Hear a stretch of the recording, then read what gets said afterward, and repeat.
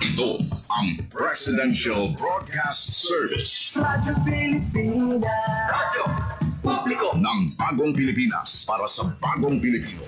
Naghahatid ng mahahalagang balita at impormasyon na guugnay ng pamahalaan sa sambayanan. Tulay sa himpapawid ng serbisyo publiko. Radyo Pilipinas. Radyo Publiko. Ang boses ng Pangulo. Sa Iloilo. Radyo Pilipinas. 585 AM. Oras sa Radyo Pilipinas, Philippine Standard Time, alas 8:02. Nagatanungan ng balita sa syudad, sa mga banwa, sa probinsya sa Iloilo, nagkaingon ng mga probinsya. Mga pananaw sa likod sa mga balita. Inimabatian sa Radyo Pilipinas Iloilo News. Mga balita na magasikata sa inyong aga. Yung bantayan, yung sunod, yung tipo sa Radyo Pilipinas Iloilo News Team. Gikan sa hulog balitaan. Direksyon sa inyong palamatina. Yari mo! Radyo Pilipinas Iloilo News.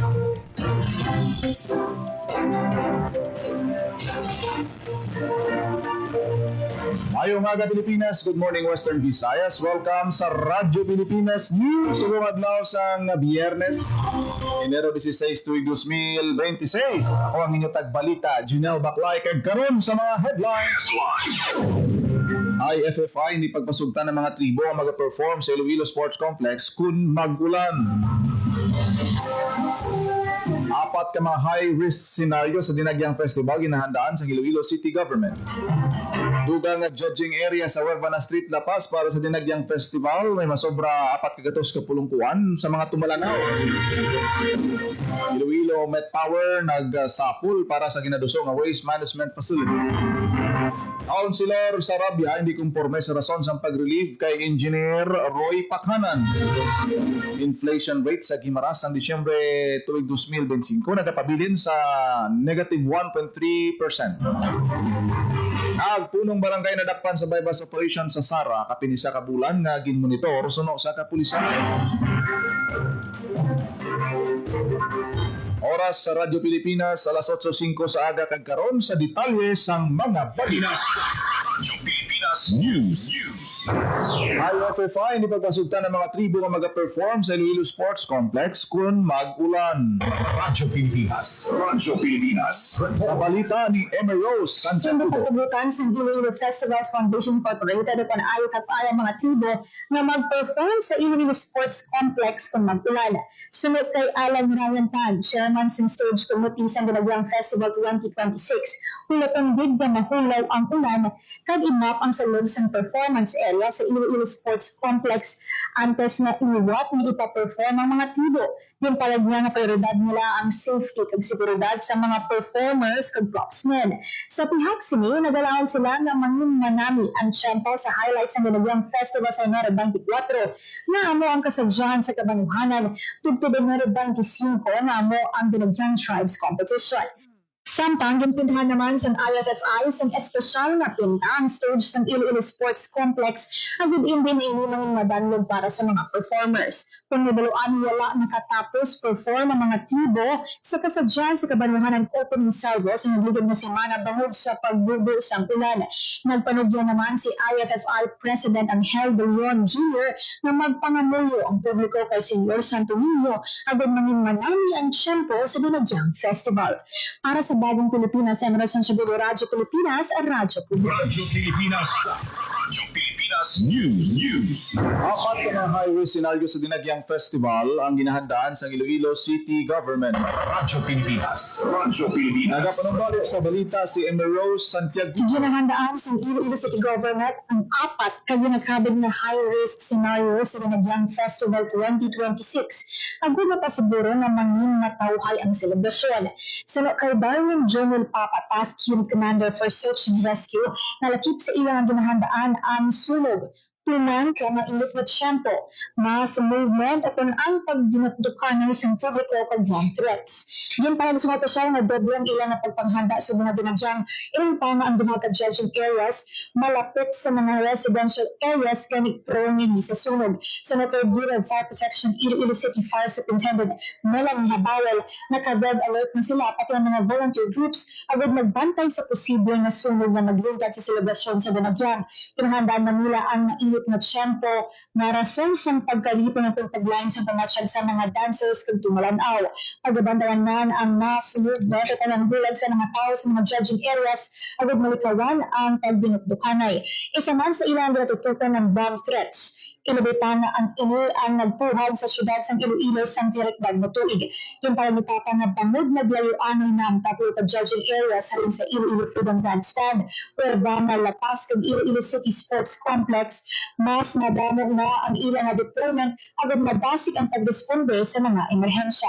Sa karon, yara sa 655 ka personal, 49 ka ground teams, kag 32 ka mga ambulansya ang iga-deploy sa Iloilo City Government sa nanunutuhan ng mga dalanon sa syudad sa Dinadyang Festival. The hazards now is fire, especially ang lumana with judging areas. Judging area number 3 and judging area number 2 is very near sa residential areas. Ang judging area number 3 na for the past year na 2025 had already a few fire incidents naging sa California. So one of the highest hazard in the town is fire. Ang kabayan sang pagpalag ni Darwin Jr. Papa, Task Unit Commander for Search and Rescue sa CDRRMO. Para sa Bagong Pilipinas, sa Nelson Segundo, Radyo Pilipinas, Radyo Pilipinas. Radyo Pilipinas News. Para sa mga sobra 4 ka mga dugang na dinagyang seats ay ikapahamtang sa judging area sa Urbana Street, La Paz para sa Dinagyang Festival 2026. Ano kay Alan Ryan Tan, Chairman sa Stage Committee sa Iloilo Festivals Foundation Incorporated, mag-aumpisa sila sa pag-release ng ticket sa judging area number 2 sa La Paz. Sa mabot nga Lunes nga adlaw pang hindi ni pag-ibaligya online. Sa Bailo, physical copies ng ticket ang igabaligya kag sarang mabakal sa opisina sang IFFI sa Iloilo City Hall. Ginpahayag man ni Tan nga ang presyo anay sang tickets kasubong man sa iban nga judging areas kung sa diin yara sa 2,000 pesos ang silver, 3,000 pesos ang gold para sa Dinagyang Tribes Competition. Samtang itugyan naman sa Capitol ang pulungkuan para sa kasadyan sa kabanuhanan sa judging area number 2. Kung madumduman, duwa lang kuntani ang judging area sa Iloilo Sports Complex sa Iloilo Freedom Grandstand. Apang bangod badamo ang nagreklamo nga madasig na ubos ang ticket, gindugangan pa sang isa ka judging area sa Lapa. Radyo Pilipinas. Radyo Pilipinas News. Sa iban pang balita, magapauli isang 1.2 million pesos nga padya ang magakampiyon sa kasadyahan sa Kabanwahanan. Ini ang ginanunsyo ni Iloilo Governor Arthur Defensor Jr. sa giniwat nga press con sa Kapitolyo Provincial. Sa piya kabahin, yara sa 700,000 pesos ang pagkadagon sa makakuha sa ikaduha nga pwesto, samtang tunga sa milyon ka pesos naman ang ikatatlo nga pwesto. Sa mga hindi makasulod sa top 3 sa pa-indis-indis, magakuha sa gyapon sila sa consolation prize na yara sa 200,000 pesos ang kasadyahan sa Kabanwahanan ang hiwaton sa maabot nga Enero 24. Radyo Pilipinas. Radyo Pilipinas News. Iloilo Met Power nagsapol para sa ginaduso nga waste management facility. Radyo Pilipinas. Radyo Pilipinas. Balita ni Hope Torrichante. Po si Iloilo Governor Arthur Defensor Jr. kaupod sa Met Power Venture Partner subsidiary sa Metro Pacific Investment Corporation. Ini para istoryahan ang pagtukod sa Advanced Solid Waste Management Facility agud mapanami ang waste disposal sa probinsya sa Iloilo. Sunod sa gobernador, ginahulat pa niya ang opisyal na proposal sa diin sarang makasunod ang probinsya sa isa ka public-private partnership sa Met Power. Sa karon, ang ginaduso ang mga modular na klase sa pasilidad na may kasarang na mag-convert sa mga natipon na higko kag basura sa renewable energy. Ipahayag pa ni Defensor na may mga banwa na sa probinsya sa Iloilo nga handa nga magpahamtang sang pasilidad pananglit nga matigayon. Para sa Bagong Pilipinas, Hope Trichante, Radyo Pilipinas, Radyo Publiko. Radyo Pilipinas. Radyo Pilipinas News. Hindi konforme si City Councilor Rex Sarabia sa rason sa pag-relieve kay Iloilo City District Engineering Office Head Engineer Roy Pakanan. Suno kay Sarabia, dismayado siya sa basihan sa pag-relieve kay Pakanan. Bangod madamo pa sa aligasyon kag anomalya. Ginpanggid niya nga daw pitik lang ini sa dulunggan. Bangod madamo pa kung tanis ang dapat nga ginlakip sa mga anomalya sa pag-relieve sa opisyal. Lakip na din kapaslawan sa opisyal nga mag-coordinate sa Iloilo City Government.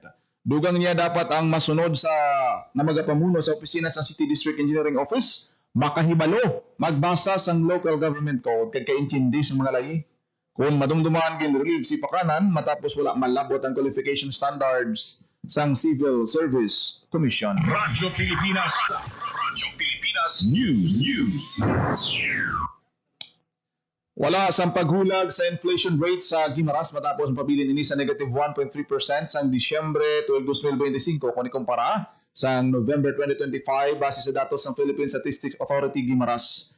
Ang 1.3% nga inflation rate sang Guimaras sang Disyembre mas malubo kung ikumpara sa national nga level sa Western Visayas. Ang mga commodities nga may dako nga kontribusyon sa overall inflation sa Guimaras amo ang food and non-alcoholic beverages nga may ara sa negative 4.5% ka inflation kag may share nga 167.1% sa kabugusan nga inflation. Housing, water, electricity, gas, and other fuels ang nakarecord naman sa inflation nga 1% nga may 10.2% ka share kag health nga may ara sing 4% inflation. Ang nasambit nga report ginahimo sang PSA Guimaras agud magatag sang insakto kag timely nga impormasyon sa publiko na tuhoy sa inflation rate sang probinsya kag ang epekto sini sa presyo sa mga malaklon kag serbisyo. Radyo Pilipinas. Radyo Pilipinas News. DTI Capiz kag BOI sa Cebu naghiwat sa investment orientation kahupon ng mga investors kag business counselors. Radyo Pilipinas. Radyo Pilipinas. Sa balita ni JP Herbas. Naghiwat sa orientasyon ng Department of Trade and Industry kung DTI Capiz kag Board of Investments kung BOI Cebu sa mga potential investors, MSMEs kag business counselors sa probinsya. Ang aktibidad ng focus sa registration of projects para sa income tax holiday kag iban pa nga tax incentives santo sa Create Law kada aprobado nga strategic investment priority plan. Sino kay DTI Capiz OIC Provincial Director Marian Asas, importante ang pagpasulhay sa proseso sa pagnegosyo kag pagduso sa income tax holiday incentives para makaganyad sa mas madamong investors. Patag niya ang pagganya sa mas madamong investments magaresulta sa dugang nga kita kag trabaho na makabulig sa dako sa ekonomiya sa probinsya. Para sa Bagong Pilipinas, JP Herbas, Radyo Pilipinas, Radyo Publiko. Radyo Pilipinas. Radyo Pilipinas News. Naglabot sa isa ka bulan ang pagmonitor sa kapulisan sa punong barangay sang Tuble, San Dionisio nga nadakpan sa bypass operation sa Barangay Divera, Sara, Iloilo. Sa monitoring sang kapulisan ginakuha sang suspect ang supply sa istansya kag ginabaligya ini sa banwas ang Sara kag kaiping nga kabanwahanan. Kapin sa kakilo sa ang suspected Cebu nga nagabalor 6.4 million pesos ang nakumpiska sang mga operatiba. Sa pag-aresto isa naman ka punong barangay o kung sa punong barangay ginpaandaman ni IPPO Director Colonel Bayani Razalan ang mga involved sa drug trade nga anuman ang ila posisyon o kung koneksyon hindi gid magpangduha-duha ang kapulisan nga dakpon sila. Radyo Pilipinas. Radyo Pilipinas News. Staff sa Office of the Secretary sa DSWD kag mga Regional Executive Assistant gikan sa nanuay-tuay nga field offices nagbisita sa Project Lawak ag bini site sa San Carlos, Negros Occidental. Radyo Pilipinas. Radyo Pilipinas Report. Sa balita ni Marian Grace Erenieta. Sa site visit kag immersyon ang pila ka staff sa Office of the Secretary o kon OSEC sa Department of Social Welfare and Development o kon DSWD kag Regional Executive Assistant sa kon RES gikan sa nanuhay-tuhay nga field offices sa Project Rural Adaptation to Water Access o kung lawak at breaking insufficiency through nutritious harvest for the impoverished o kung bini site sa San Carlos, Negros Occidental. Kaupod ang DSWD Negros Island Region, gibisitahan sa mga OSEC staff, kagreya sa pagpanguna ni DSWD Disaster Response Management Bureau Director Maria Isabel Lanada ang site sa Barangay Quezon, San Carlos City. Ang site sa gittukod sa 2017 sa Initihan River Irrigators Association Incorporated, isa ka farmers organization na may 130 ka miyembro. Ginasuportahan sini ang 50 ka partner beneficiaries kung sa diin ginadumala ang irrigated rice field kag communal gardens paagi sa sustainable kag organiko nga farming practices. Humalin sa tunga-tunga sa Nobyembre at Disyembre 2025, naka-harvest ang asosasyon sa 285 ka kilos ang tilapia kag 1,000 kilos ang utanon. Makita sa sites ang 600 square meter small farm reservoir, 500 square meter communal vegetable garden, integrated tilapia production, pagsuporta sa youth-led agriculture, lakip ang 4-H club garden nga nagausay sa tubig halin sa Lawa facility. Ang Project Lawa kag binhi site sa San Carlos ang ginkilala sa City Agriculture Office kag Phil Rice Negros Occidental bilang Best Project Lawa kag binhi site sa 2025 Risk Resiliency Program Climate Change Adaptation and Mitigation Regional Program Implementation Review. Para sa Bagong Pilipinas, Maran Grace Aranyata, Radyo Pilipinas, Radyo Publiko. Radyo Pilipinas News. Bayanihan Scene Project ginlunsar sa Isabela Negros Occidental. Radyo Pilipinas. Radyo Pilipinas. Sa balita ni JP Herbas. Ginunsar sa Department of Information and Communications Technology kung DICT Negros Island Region ang Bayanihan SIM Project sa Isabela Negros Occidental.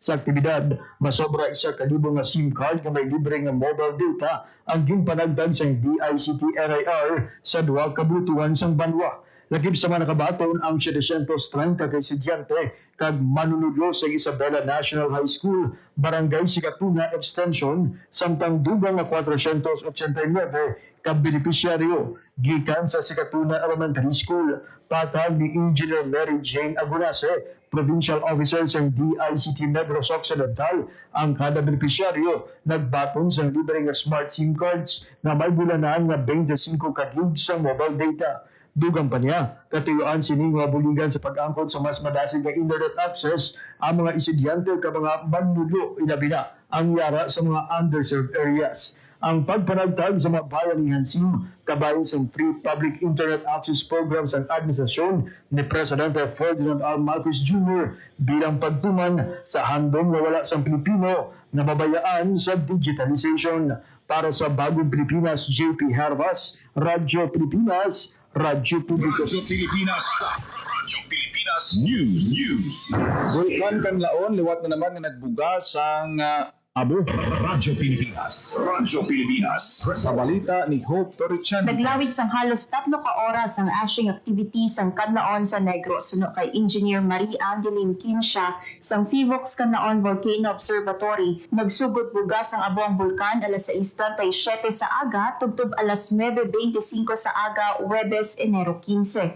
Ang ginbugang nga abo naglabot sa 500 meters halin sa bakba sang bulkan. Sa piyak nga bahin naglabot naman sa 78 ka volcanic earthquake ang nabalhag sang FIVOX sa Kanlaon sa makaligad nga 24 oras, Enero 14 tubtob Enero 15, 2026. Ang sulfur dioxide flux naman sini yara sa 1,496 tons kada adlaw sa Enero 14. Nagapabilin sa alert level 2 ang Kanlaon, Butsilingon, yara ini sa moderate level sa volcanic address. Pahayag ni Kinsha, posible sa gihapon ang short-lived explosive eruptions kag ash emissions. Para sa Bagong Pilipinas, Hope Torrichante, Radyo Pilipinas, Radyo Publiko. Radyo Pilipinas. Radyo Pilipinas News. Masobra 3 kagatos ka mga benepisyaryo sang Walang Gutom program sa Bacolod City nagpasakop sa food redemption activity. Radyo Pilipinas. Radyo Pilipinas. Report. Sa balita ni JP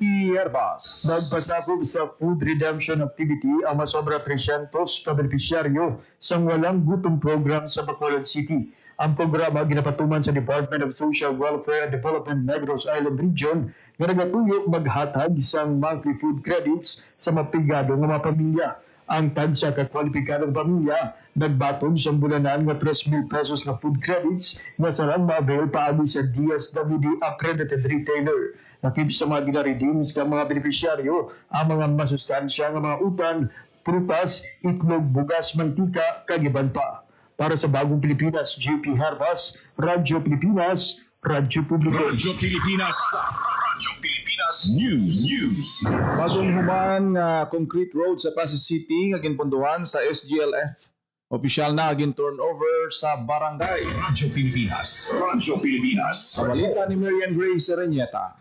Opisyal na ang turnover sa Barangay Agtambo, Pasig City ang pagkatapos nga concrete road naging pondohan sa ilalim sa Seal of Good Local Governance Incentive Fund o kung SGLGIF. Ginpangunahan ni City Mayor Stephen Palmares ang pag-turnover sa Agtambo Road sining karon lang kay punong Barangay Rogelio Dinson kag sa Barangay Council. Gimpayat sa city government na pinaagi sa pag-concrete sang dalan, mapasiguro ang accessibility kag hirway sa disgrasya ang mga pumuluyo nga nagausar sang dalan.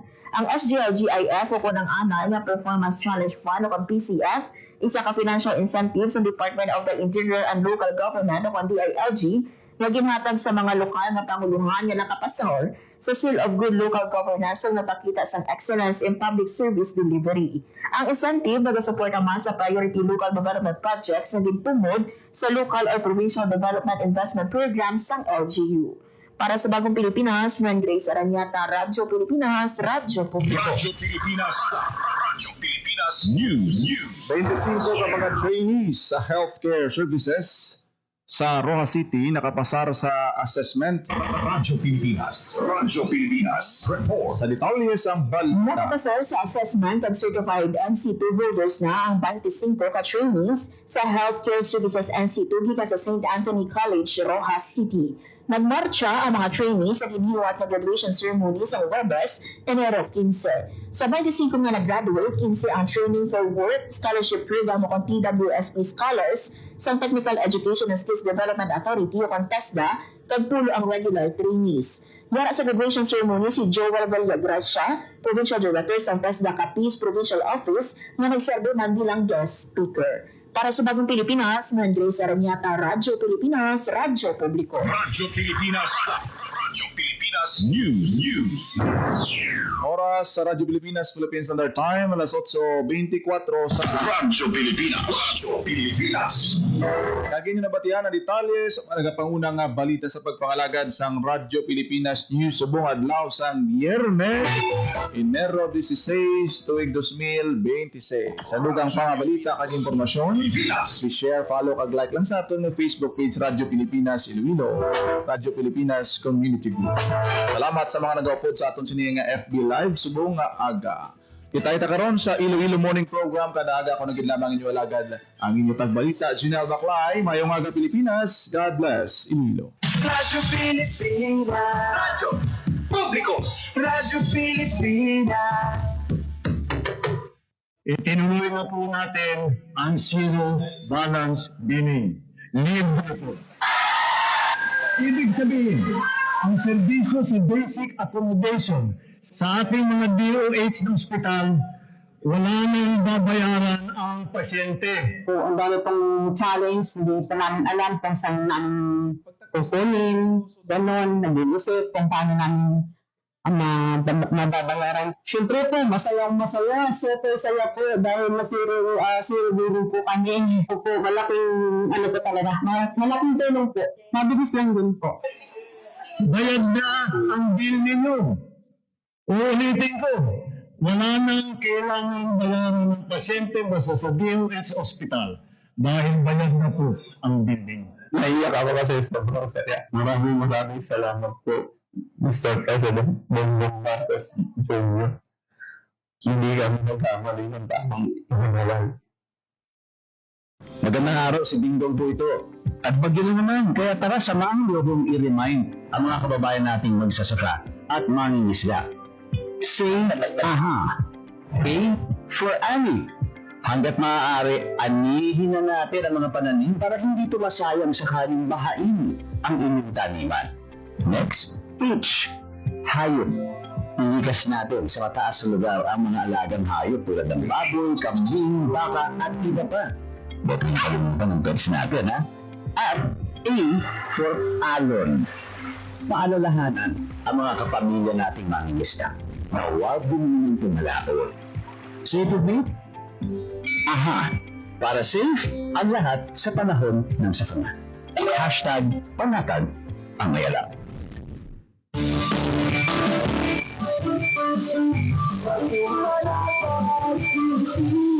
Radyo Pilipinas. Radyo Publiko. Radyo Pilipinas.